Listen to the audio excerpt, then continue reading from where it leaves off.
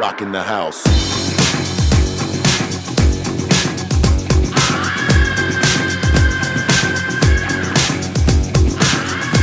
Welcome back, folks, and this time what I'm going to show you is doing an installation on the wheel hub assembly. That's what I'm going to be putting in. One side I just showed you was already taken off. That actually has been taken off for like, I want to say like the better part of a year. This has literally been off my car for like 1 year. I ordered Moog wheel hub assemblies for, I was gonna say suspension, but obviously it's just a wheel hub assembly, man. It's like all one unit pretty much. Let me get in here and show you. This whole unit goes in there. I think there's just like 4 bolts or so right there. All those have to come out and then bolt it in. So it appears to be quite easy, but if you're anything like me, you like to do a little bit of research before you dig into a project. Okay, to get things rolling, you're gonna need a 17 millimeter to get those bolts broke loose. I found an issue, not really an issue. This one, this top bolt said no, and I'm saying yes. Got my Billy Badass beater on it, so it's gonna, we'll see if this actually breaks free.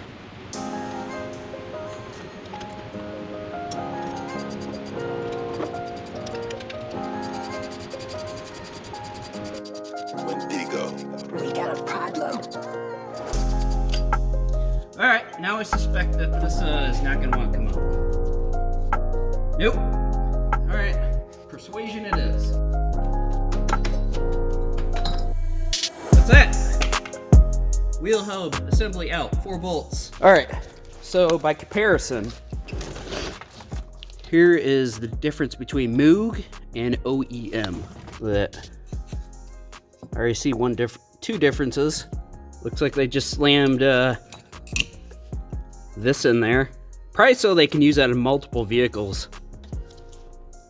That's my guess. So, anyways, it looks pretty close.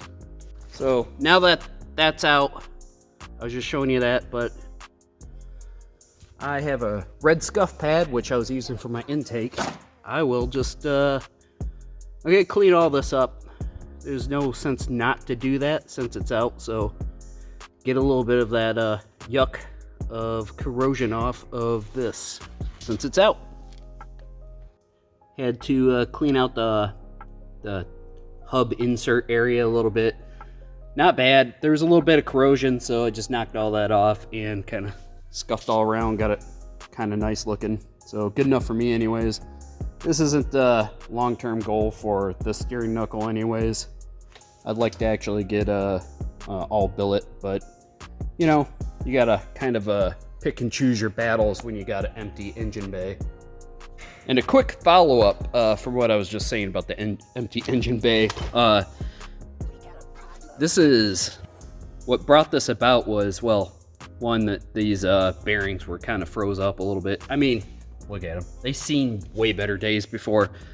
But anyways, this is kind of an issue when you start working in project cars. Well, this project car was in great condition to start with, by the way. So it just shows you once you start digging into something, you can really get into the weeds on stuff. So this right here is not necessarily like the last thing I want to do on it. I really want to do SPL bushings all the way on the bottom and top here. But you know, SPL bushings, man, they're so nice, but they're also priced quite expensive because they're so nice. So I think it's about $600 for all the lower control arms and whatnot.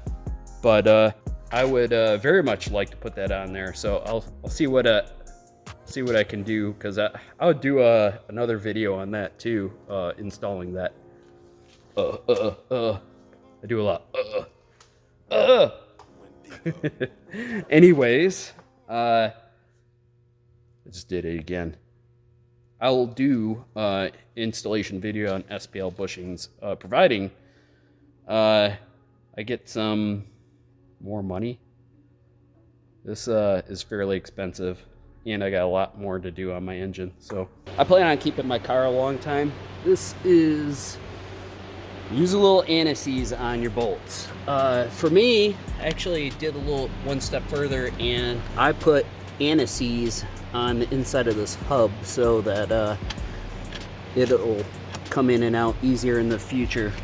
Now, you don't have to do that. It's just being nice to the next guy. So, oh yeah, also wear gloves.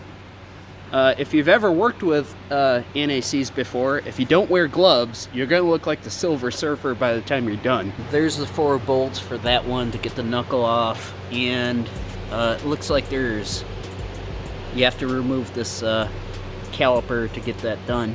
Brake fluid goes in here, so you gotta actually take that off. Looks like there's 2 bolts that you have to remove right here and there. And after that, it looks like you're golden to start disassemble. See if there's anything else in the way. Oh, if you're wondering what this plate is and you don't have it, that's for still in brake ducts. Apparently, I should have put that on before I put that. That's something I gotta find the brake duct, because who the hell knows where that's at. Well, there's also another reason why I'm removing all this. I'm gonna take these calipers in to have them powder coated. Actually, I'm gonna rebuild them too, because this car's a 2009. I put some hard miles on it, but well, you see, well, I couldn't be that hard because I got drilled and slotted rotors here, and people that have drilled and slotted typically break the shit out of those. Yeah, I didn't break mine, so I guess I'm not stopping as hard as some other people. Yeah, I gotta take this off. I'll do that later. Hell, that's a different video I'll make for you guys. Do a repair video for doing my brake calipers and what seals and what not to replace, where to get them. Okay, to get this off, you're gonna need a 10 mil that's actually for brakes. Specifically use this guy right here, or else you will end up stripping this, because I believe it's brass. So I guess if you want to chance it, that's on you, but these have been known to strip out and cause a lot of headaches if you don't. To get this caliper off, well, that caliper off specifically, all you had to do is remove this guy, which was 10 mil. I said that previously. And it's literally 2 bolts to get the whole caliper assembly off. That was delightfully extremely easy to do. I used impact. If you're wondering what size to use for, there it is, 22 millimeter. You gotta use 22 millimeter to get that off, those bolts. These bolts, specifically those. Okay, I made quick work on getting this that hub out of this knuckle, because I just lined up with, I'm just gonna point everything out with my feet, my trashy shoes. I lined this up on the back side of the hub, that, and then I used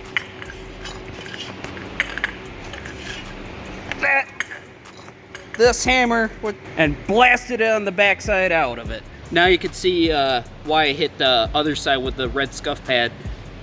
This, oh yeah, I guess stay with it. This right in here is a little bit of a, that's actually rust from that, so screw that. But there's a little corrosion on it, not much, and I'm just gonna have to buff all that off.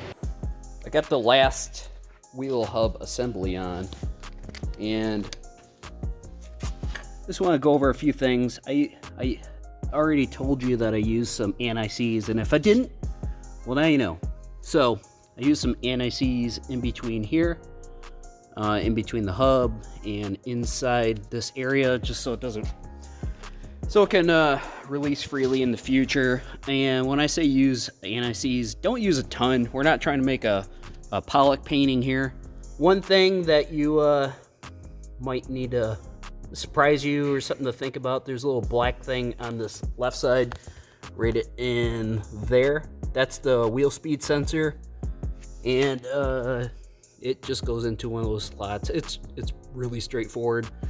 And something to think about if you're on the fence of doing Stillen brake ducts.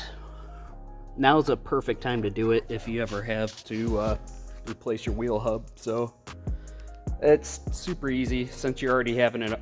You'll have it off and then you can put it back on. Overall, it's really easy with the K-member out, so I doubt you're going to be in that same situation when you're trying to replace a wheel hub. So but if you do have your K-member out, oh my God, it made life so much easier just to do everything all at once. I was thinking to myself, next thing I should do is actually do a brake rebuild. So this is a 2009 370Z. I've done no favors to the car. I drive it hard, but I do really good maintenance on it. So, you know, I'm gonna have some demands from the car when I have it all back together. I'm gonna probably be, well, here's the thing. I don't want brake failure when if I did a half-mile event or a mile event, standing mile. I really want to be able to believe and trust into the brakes. So I'm going to take them all apart and do a rebuild kit on it. Well, it's out. I'm going to take these over to the powder coater and have them powder coated. So I am going to do that. It's like people call it green. It's like highlighter yellow to me. So I'll post a picture of it right now. Bam. Since it's out, I hit it with a scuff pad real quick and hit it with some brake cleaner, and it cleaned up pretty nice. I did hit this previously with a power washer and blow off some chunks or whatnot. I'm not trying to go for polished mirror craziness that like some people do with their chassis parts, but I do also, since it's out, might as well knock off like the gross road grind that's built up over the years. So the Moog wheel hub assemblies, I've heard people say they didn't like it. I find they looked fine to me. If they have issues, well, I'll just go get an OEM one later, but I suspect they're fine. There's not a whole lot to them. This is really the end of the video.